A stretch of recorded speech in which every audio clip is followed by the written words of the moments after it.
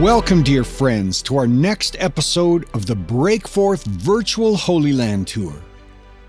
Today, please join us as we take a journey back in time to a place where a young shepherd boy faced a formidable foe with seemingly impossible odds and was victorious. This biblical story of David and Goliath takes place in the very landscape where faith overcame fear and where a decisive victory proclaimed the greatness of God from that day forward. Now please join us as we explore the Valley of Elah, where archaeology, terrain, and faith intersect to reveal the layers of this timeless story. In the heart of Israel lies the Elah, a breathtaking expanse of valleys and ridges slicing through Israel from east to west. This valley is beautiful, but it's more than that. It serves as a vital corridor linking the bustling Mediterranean ports to the coastal plains and to the majestic highlands.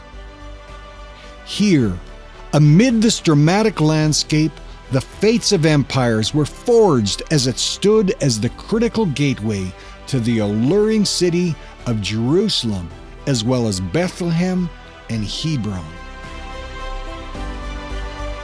Positioned like the stage of an epic saga, this valley was where the drama of ancient warfare unfolded, a place where the air pulsated with the anticipation of battle. The Philistines were fierce warriors who had migrated from the sea-washed shores of the island of Crete in the Mediterranean.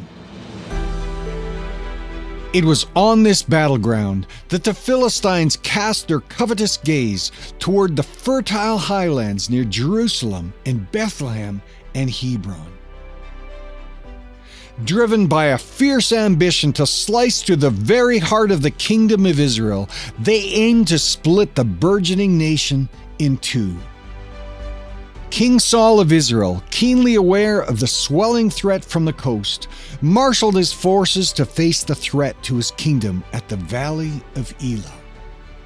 And there, the Israelite and Philistine armies dug in, their camps entrenched on opposing ridges, caught in a tense standoff that would stretch on for endless, nerve-wracking weeks. Saul and the Israelites assembled and camped in the Valley of Elah and drew up their battle line to meet the Philistines. The Philistines occupied one hill and the Israelites another, with the valley between them. As we reflect on this ancient passage, we find ourselves looking down at a sacred and storied ground, the ancient encampment of King Saul and his armies on Tel Soka. As we fly over this hill at what was once a bustling military camp, we can almost hear the clatter of armor and the murmur of anxious voices. This may be a modest hill, but it played a mountainous role in the great confrontation between David and Goliath. On the other side of the Elah Valley, on this hill of Azekah, stood the imposing army of the Philistines. Now let's take a couple of minutes to check out Tel Azekah.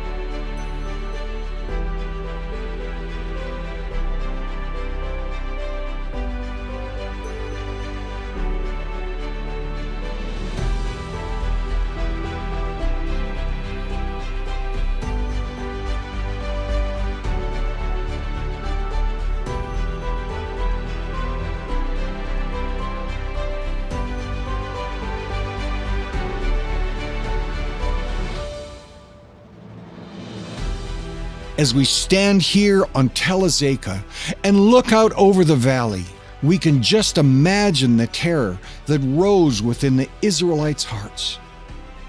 The Philistines were not only fierce warriors with a terrifying reputation, they had far more advanced weaponry. As the stalemate wore on, the Philistines unleashed their ultimate weapon, a behemoth of a man cloaked in shimmering bronze armor, his presence on the battlefield like a dark omen. A champion named Goliath, who was from Gath, came out of the Philistine camp. His height was 6 cubits and a span.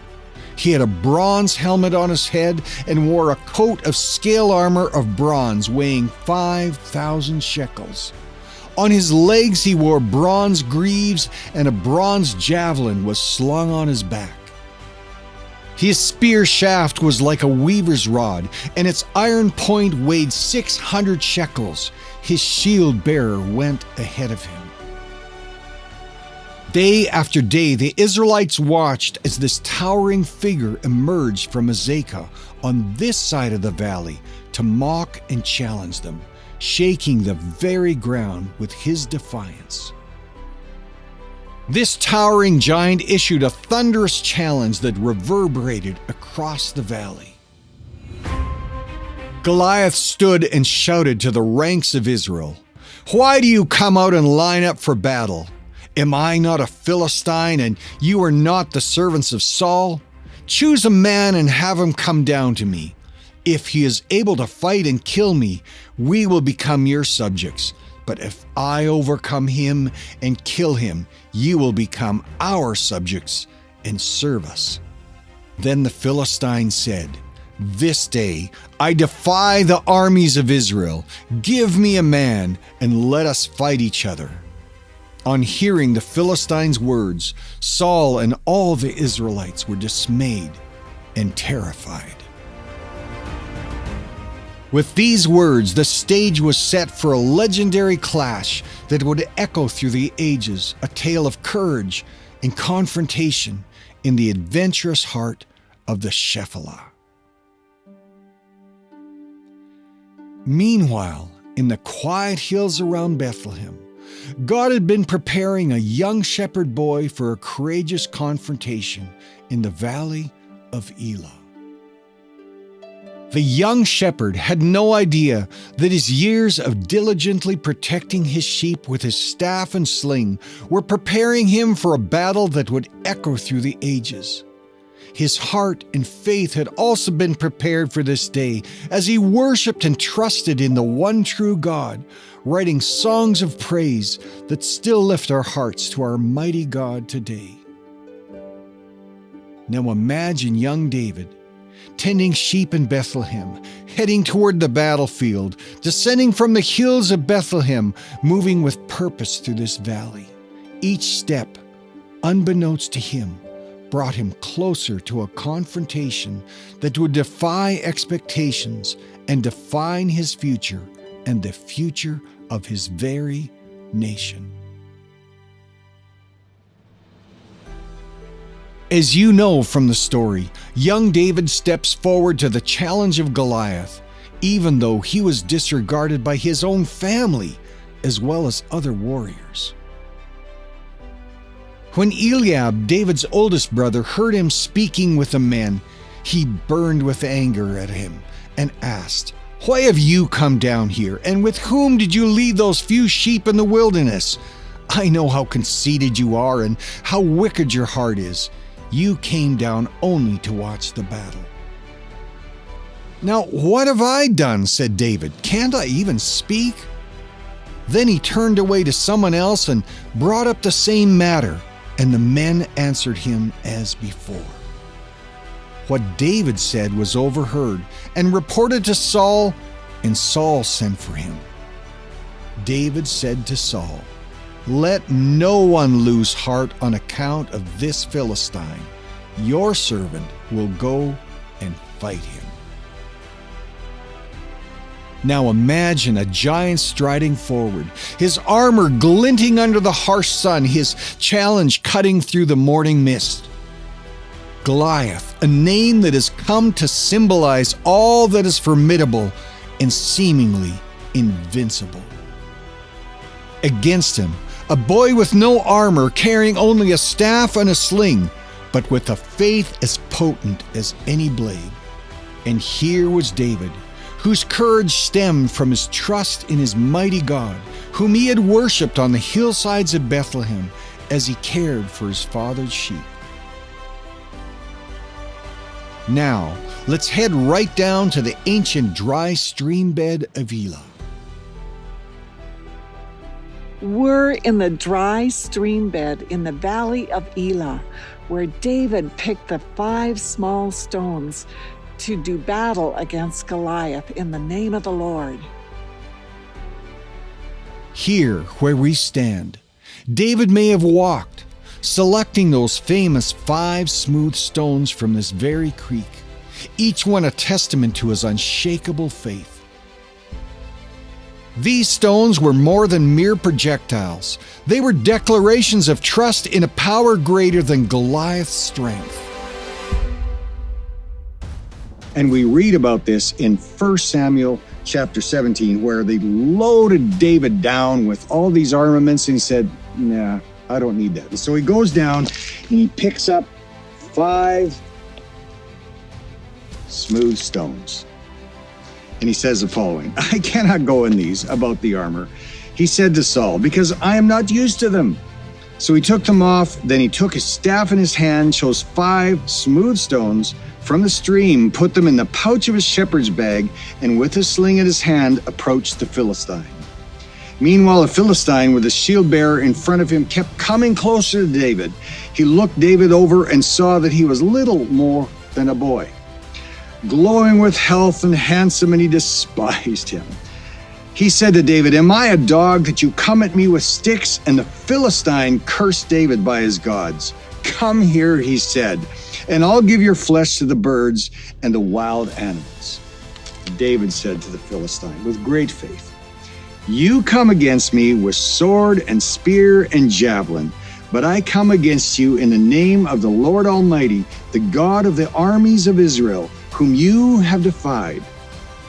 This day the Lord will deliver you into my hands, and I'll strike you down and cut off your head. This very day I will give the carcasses of the Philistine army to the birds and the wild animals, and the whole world will know that there is a God in Israel. And of course, we know the rest of the story. Today, the Valley of Elah remains much as it was thousands of years ago, a natural amphitheater bearing witness to a young shepherd's triumph. It's not filled with gilded chapels or ornate monuments. So here in the Valley of Elah, it's easier to enter into David's story as a testament to the power of faith in our God, who will never fail us, even as we face the crucible of adversity. And here, in the Valley of Elah, we can gain strength from one of David's Psalms, Psalm 121. I look up to the mountains. Does my help come from there? My help comes from the Lord, who made heaven and earth. He will not let you stumble. The one who watches over you will not slumber. Indeed, he who watches over Israel never slumbers or sleeps. The Lord himself watches over you. The Lord stands beside you as your protective shade. The sun will not harm you by day, nor the moon at night. The Lord keeps you from all harm and watches over your life. The Lord keeps watch over you as you come and go, both now and forever. As our virtual tour of the Valley of Elah concludes, we pray that you remember that any Goliath you face in life is no greater than the God whom you serve. And just like David spent his time preparing for this battle and worshiping God as he cared for his father's sheep, so your time right now may be a treasured time where God is preparing you for even greater opportunities. So no time is wasted when we serve God, whether it's on the unseen hillsides of our lives or the battles of victory we may face.